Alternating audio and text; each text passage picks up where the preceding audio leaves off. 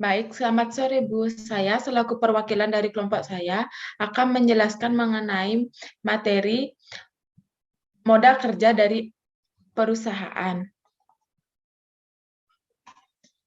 Saya, Niputu Sintia Dewi, akan menjelaskan mengenai modal kerja. Modal kerja merupakan investasi dalam harta jangka pendek atau investasi dalam harta lancar atau current asset. Modal kerja dapat dikategorikan menjadi dua, yaitu modal kerja kotor atau gross working capital dan modal kerja bersih atau net working capital, di mana modal kerja kotor adalah jumlah harta lancar, sedangkan modal kerja bersih adalah jumlah harta lancar dikurangi jumlah utang lancar atau current liabilities. Manajemen modal kerja mengelola harta lancar dan utang lancar agar harta lancar selalu lebih besar daripada utang lancar. Di mana menurut Gitman 2001 menjelaskan bahwa modal kerja adalah jumlah harta lancar yang merupakan bagian dari investasi yang bersirkulasi dari satu bentuk ke bentuk lainnya dalam suatu kegiatan bisnis. Sedangkan menurut Weston dan Brigham 1986 menjelaskan bahwa manajemen modal kerja adalah investasi perusahaan dalam jangka pendek seperti kas, surat-surat berharga atau efek, piutang, dan persediaan. Dari pengertian di atas dapat disimpulkan bahwa modal kerja adalah istilah selisih antara aktiva lancar dan hutang lancar. Dengan demikian, modal kerja merupakan investasi dalam kas, surat-surat berharga, piutang, dan persediaan dikurangi hutang lancar yang digunakan untuk melindungi aktiva lancar. Baik, selanjutnya terdapat sumber modal kerja, di mana modal kerja menurut jenisnya dapat dibedakan menjadi dua golongan, yakni sebagai berikut. Yang pertama, ada modal kerja permanen, yaitu jumlah modal kerja minimal yang harus tetap ada dalam perusahaan untuk melaksanakan operasinya atau sejumlah modal kerja yang secara terus-menerus diperlukan untuk kelancaran usaha. Modal kerja permanen ini dapat dibedakan dalam 6, yaitu yang pertama, terdapat modal kerja primer, yaitu jumlah modal kerja minimum yang harus ada pada perusahaan untuk menjamin kontinuitas usahanya. Yang kedua, terdapat modal kerja normal, yaitu jumlah modal kerja yang diperlukan untuk menyelenggarakan luas produksi yang normal. Yang ketiga, terdapat modal kerja variabel, yaitu modal kerja yang jumlahnya berubah tergantung pada perubahan keadaan. Yang keempat, terdapat modal kerja musiman, yaitu modal kerja yang jumlahnya berubah-ubah disebabkan dan fluktuasi musim. Yang kelima, terdapat modal kerja siklus, yaitu modal kerja yang jumlahnya berubah-ubah disebabkan oleh fluktuasi konjungtur. Yang keenam, terdapat modal kerja darurat, yaitu modal kerja yang jumlahnya berubah-ubah karena adanya keadaan darurat atau mendadak yang tidak dapat diketahui atau diramaikan terlebih dahulu. Selanjutnya, ada modal kerja dapat berasal dari berbagai sumber, yakni sebagai berikut. Yang pertama, terdapat pendapatan bersih, yaitu modal kerja diperoleh dari hasil penjualan barang dan hasil-hasil lainnya yang meningkatkan uang kas dan piutang. Yang kedua, terdapat keuntungan dari penjualan surat-surat berharga, yaitu surat-surat berharga sebagai salah satu pos aktiva lancar dapat dijual dan dari penjualan ini akan timbulnya keuntungan. Yang ketiga, terdapat penjualan aktiva tetap, investasi jangka panjang, dan aktiva tidak lancar lainnya. Yaitu sumber lain untuk menambah modal kerja adalah hasil penjualan aktiva tetap, investasi jangka panjang, dan aktiva tidak lancar lainnya yang tidak diperlukan lagi oleh perusahaan. Yang keempat, penjualan obligasi dan saham, yaitu serta kontribusi dana dari pemilik utang hipotek, obligasi, dan saham dapat dikeluarkan oleh perusahaan apabila diperlukan sejumlah modal kerja, misalnya untuk ekspansi perusahaan. Yang kelima, terdapat dana pinjam dari bank dan pinjaman jangka pendek lainnya, yaitu pinjaman jangka pendek atau seperti kredit bank, bagi beberapa perusahaan merupakan sumber penting dari aktiva lancar, terutama tambahan modal kerja yang diperlukan untuk membelanjai kebutuhan modal musiman, siklus, keadaan darurat, atau kebutuhan jangka pendek lainnya. Yang terakhir, yang keenam, ada kredit dari supplier atau trade creditor, yaitu salah satu sumber modal kerja yang penting adalah kredit yang diberikan oleh supplier, material, barang-barang, supplier, dan jasa-jasa biasa dibeli secara kredit atau dengan wasel bayar. Baik, selanjutnya akan dijelaskan oleh teman saya.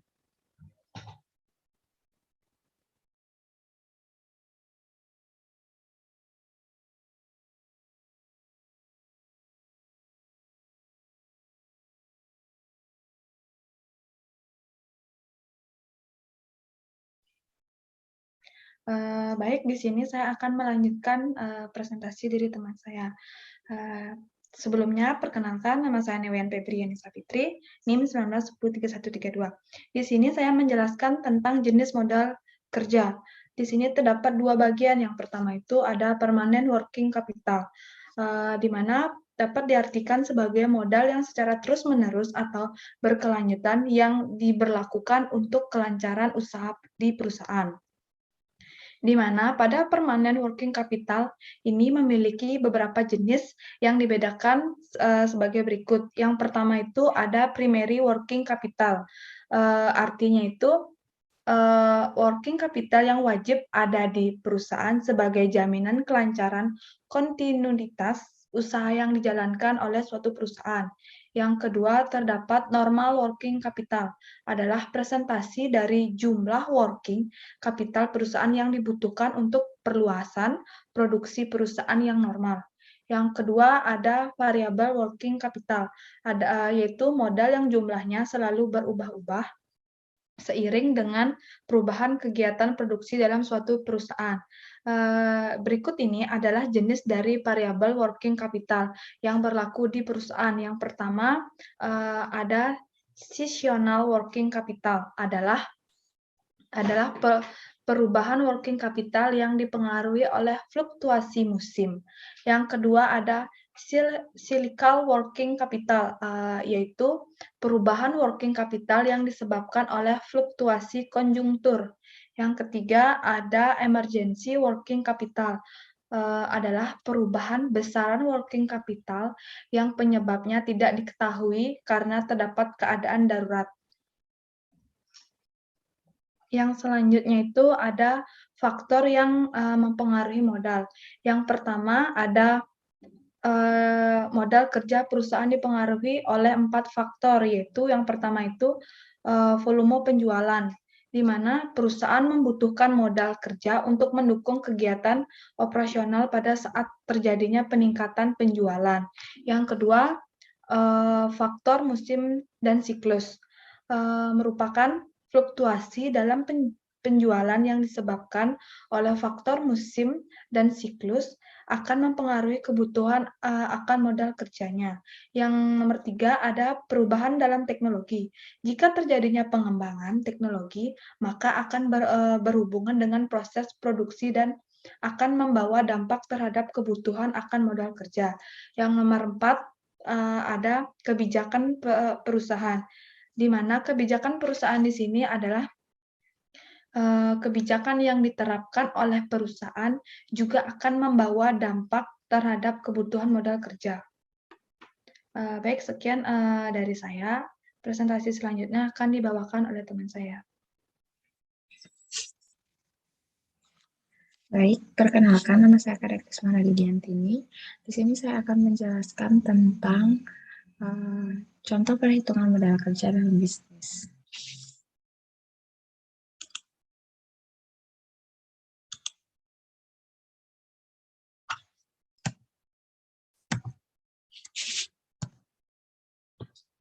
Working capital sangat berperan penting dalam dunia kerja, terutama dalam proses peningkatan mutu perusahaan. Working capital tentu saja memiliki tahapan perhitungan tertentu untuk mengetahui laba, kotor, utang perusahaan, hingga jumlah laba bersih atau keuntungan yang didapatkan oleh suatu perusahaan selama menjalankan usahanya. Berikut tahapan dalam menghitung working capital. Yang pertama ada menghitung aktiva lancar. Aktiva lancar merupakan harta dalam sebuah perusahaan yang nilainya diubah dalam periode 1 tahun menjadi uang tunai. Aktiva lancar tidak hanya berupa uang tunai, melainkan dapat berupa piutang dagang, persediaan, dan biaya dibayar di muka yang termasuk golongan akun jangka pendek. Dalam laporan perusahaan, aktiva lancar biasanya ditampilkan pada laporan neraca. Semua akun yang termasuk dalam golongan aktiva lancar kemudian dijumlahkan hingga nominalnya ditemukan. Selanjutnya, jumlahkan akun yang masuk pada keterangan uang tunai seperti kas, biaya yang dibayar di muka, persediaan, piutang dagang, dan akun lainnya. Kemudian, jumlahkan kedua hasilnya untuk mendapat jumlah aktiva lancar yang dimiliki oleh suatu perusahaan. Yang kedua, menghitung hutang lancar. Kewajibannya harus dibayar dalam batas waktu tertentu, disebut sebagai hutang lancar. Dalam laporan neraca, akun piutang perlu ditampilkan. Akun yang termasuk dalam golongan harta lancar yaitu hutang dagang, wesel bayar, dan hutang yang perlu dibayar. Yang ketiga ada metode menghitung modal kerja bersih. Selanjutnya, tahapan terakhir dalam perhitungan working capital bersih dengan menggunakan rumus umumnya yaitu mengurangkan aktiva lancar dengan hutang lancar. Selanjutnya, cara menghitung rasio modal kerja. Cara menghitung rasio modal kerja. Sebelum menghitungnya pada perusahaan, kita harus menyediakan terlebih dahulu data berupa aset yang dimiliki perusahaan seperti jumlah uang yang dimiliki, baik tunai atau rekening bank, tagihan tertunda, investasi perusahaan, dan aset lainnya yang bisa dilikuidasi dalam waktu kurang dari 1 tahun. Setelah menghitung jumlah aset lancar atau current asset dan kewajiban lancar atau current liabilities yang dimiliki, kita bisa segera menghitung besar modal kerja dengan rumus modal kerja yaitu modal kerja sama dengan current asset dikurang current liabilities. Setelah besar modal kerja diketahui, maka rasio perputaran modal kerja juga bisa dihitung dengan rumus rasio modal kerja sama dengan current asset dibagi dengan current liabilities. Berikut adalah contoh perhitungan rasio modal kerja. Misalnya, aset dari PT Batu Bata Biru Tbk adalah sebesar 200 juta. Perusahaan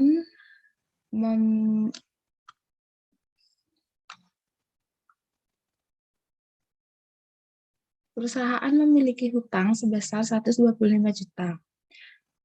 Maka dapat dihitung working capital perusahaan atau modal kerja, yaitu modal kerja sama dengan current asset dikurang current liabilities. Current asset sebesar 200 juta dikurang current liabilities sebesar 125 juta. Sehingga hasilnya adalah 75 juta. Jadi, modal kerja PT Batu Bata Biru Tbk adalah sebesar 75 juta. Selanjutnya dapat dihitung yaitu rasio modal kerja. Rasio modal kerja sama dengan current asset dibagi dengan current liabilities. Current asset sebesar 200 juta dibagi dengan current liabilities yang sebesar 125 juta. Sehingga hasilnya 1,6. Jadi, rasio modal kerja yang diperoleh oleh PT Batu Bata Biru Tbk adalah 1,6. Baik, sekian penjelasan tentang contoh perhitungan rasio modal kerja dari saya. Selanjutnya akan dijelaskan oleh teman saya.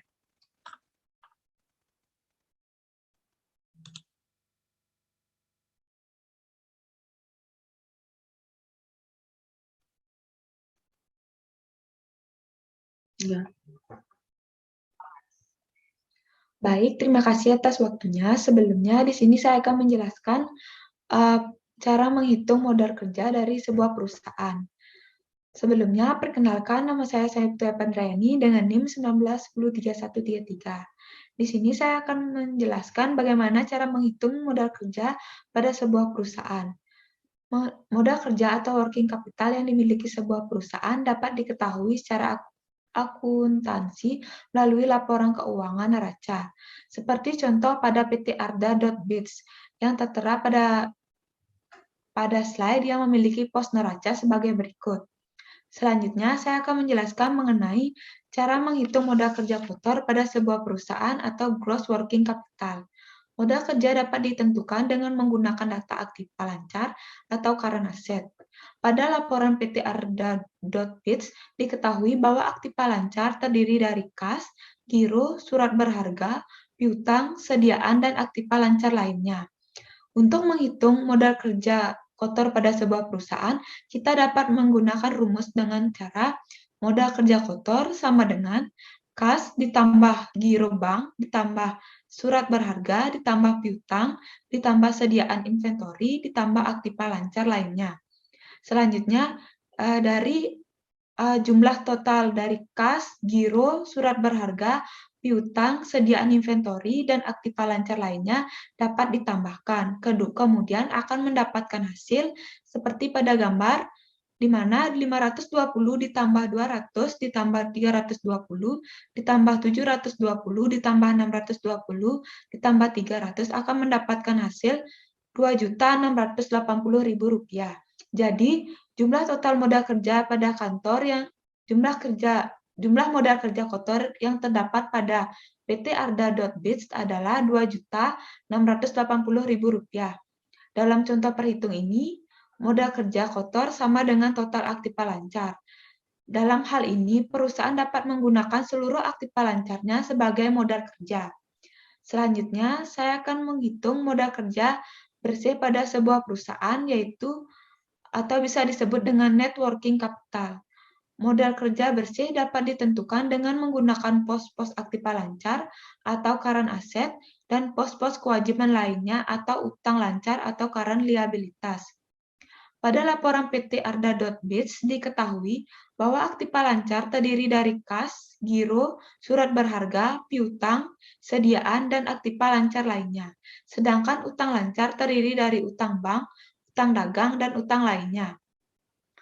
Untuk menentukan modal kerja bersih pada sebuah perusahaan, kita dapat menghitungnya dengan rumus TUL sama dengan UB, di mana UB merupakan utang bank, terus ditambah UD merupakan utang dagang, dan ditambah UL merupakan utang lancar lainnya. Selanjutnya, dari hasil utang bank, utang dagang, dan utang lancar lainnya dapat ditambahkan. Seperti TUL sama dengan 1.100 ditambah 400 ditambah 0. Jadi, hasil dari total utang lancar adalah Rp1.500.000. Sehingga modal kerja bersih dapat dihitung dengan rumus MKB sama dengan TAL dikurang TUL, di mana TAL merupakan total aktiva lancar dikurang total utang lancar. Selanjutnya, MKB sama dengan MKB merupakan modal kerja bersih pada sebuah perusahaan, yang di mana MKB tersebut untuk mendapatkan hasilnya, kita dapat melakukan total utang lancar dikurang total utang lainnya, yaitu 2.660.000 dikurang 1.500.000. Maka hasil dari modal kerja bersih adalah Rp1.180.000. Dengan demikian, modal kerja bersih yang dimiliki oleh PT Arda.Bits adalah Rp1.180.000. Artinya, PT Arda.Bits bisa menggunakan modal kerja tanpa harus memikirkan mencari dana yang akan digunakan untuk mengeluarkan atau membayar seluruh utang jangka pendeknya. Sehingga PT Arda.Bits dapat dengan leluasa menggunakan modal kerjanya untuk kepentingan perusahaannya. Baik, di sini merupakan link referensi yang kami gunakan dalam memaparkan beberapa materi yang kelompok kami paparkan. Di mana beberapa link ini kami dapatkan dari Google dan kami dapatkan dari materi yang Ibu berikan. Sekian dari kelompok kami. Mohon maaf jika ada kekurangan kata atau kesalahan dalam menjelaskan materi ini. Sekian dari kami. Mohon maaf dan terima kasih.